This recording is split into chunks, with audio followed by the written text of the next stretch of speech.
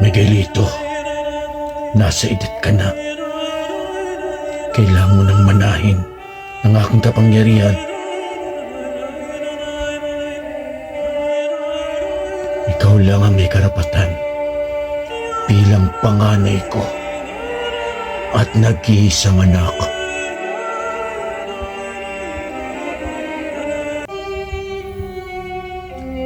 Sa ikatlong pagbilog ng buwan sa taong ito, ay maisasaling ko na sa iyo ang aking kapangyarihan.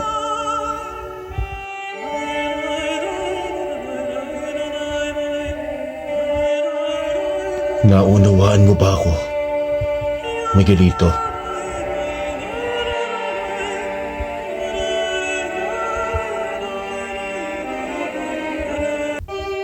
Magsalita ka, Miguelito. Nauunawaan mo ba ako? Ay, iyo po, Itay. Hindi ko matatanggap yan. May sarili po akong buhay, Itay. Ayokong kumuha ng ginagawa ninyo. Anong hindi ka papayag? Hindi ka pwedeng tumanggi. Dahil ikaw ang nakatakda.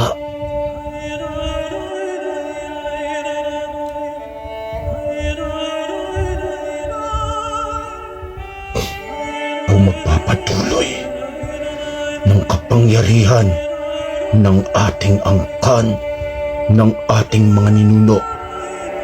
Huwag mo akong bibiguin, Miguelito.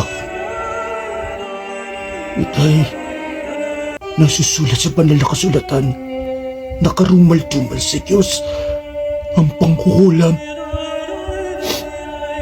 May takot po ako sa Diyos, Itay.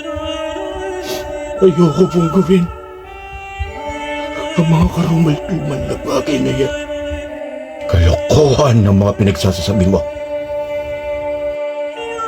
Ngayon na rin po ako nagsabi na nasa ustubo lang na ako. Nasa ustubo lang na ako para malaman ang tama at mali, Itay. Kaya buo na po ang pasya ko. Hindi ko po tatanggapin ang kapangyarihan na galing sa demonyo.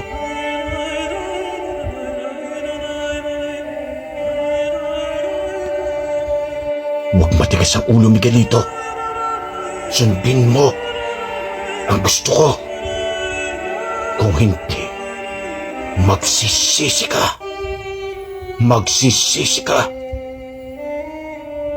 Mas mamatalasin ko pang magalit po kayo sa akin kaysa magalit ang Diyos sa akin. Tay, habang may panahon pa, magbago ka na. Bago po mahuli ang lahat, Itay. Itigil na po ninyo ang pagpapakasangkapan sa demonyo.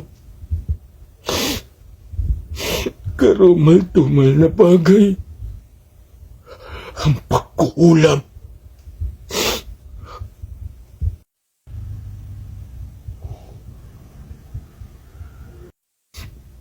Pupunta na ako ng Maynila, Itay. Pupunta na ako kay Nanay. Tama ang ginawa niya ng pag-iwan sa inyo. Sana nung ko pa naisip. Paalam na sa inyo, Tay. Ani maliwanagan kayo.